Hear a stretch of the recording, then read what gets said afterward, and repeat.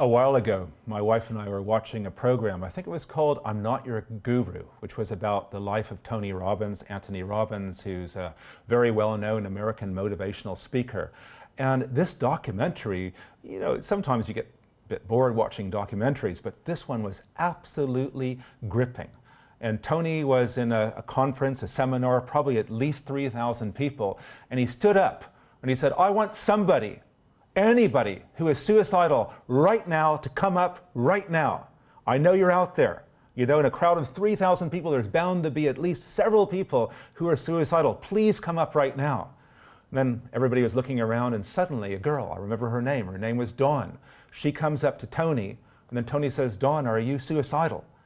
And then she tells a story of how she grew up in a cult in Brazil called the Children of God, who would evangelize by doing sexual favors for people. And both her and her brother were repeatedly sexually abused, etc., etc., etc., etc., controlled, manipulated.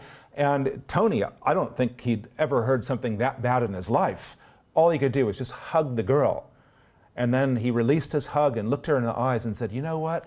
If you overcome this, you can set a lot of people free. And I remember this girl's testimony because she said, when I faced Tony and he told me, I was really encouraged. But it was the words of, I think, Dr. Miles Monroe that really touched me and changed my life. And I have these words here. And Miles Monroe shares this: in order to find your purpose in life, find something that you truly hate. Now, this is new. I've never heard this before. So if you want to find your purpose in life, find something that you passionately hate. Because only something you truly hate will you bother to change. You are here on earth to change that. And so suddenly Dawn said, look, I've been manipulated, sexually abused, controlled, I've been prostituted, I've been human trafficked. I hate these things. And I'm going to spend my life and I'm going to design my purpose in my life around what I truly hate.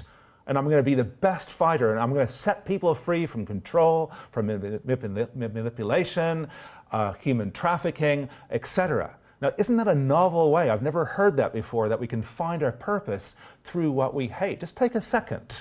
What do you hate? And usually what you hate with a passion, it'll give you the impotence to actually go out into the world and change that. For example, Jesus hated sin so much that he turned his hatred of sin into purpose. And it says this in 1 John, the reason the Son of God appeared was to destroy the devil's work. So Jesus hated sin so passionately that he even says the reason the Son of Man appeared was to destroy the devil's work. I was listening to Joyce Meyer's testimony. Perhaps you've heard it. She was sexually abused by her father hundreds and hundreds of times, plus just horrendous things that we couldn't even share on television.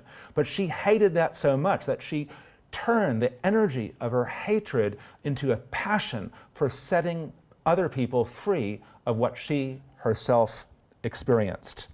So what do you hate?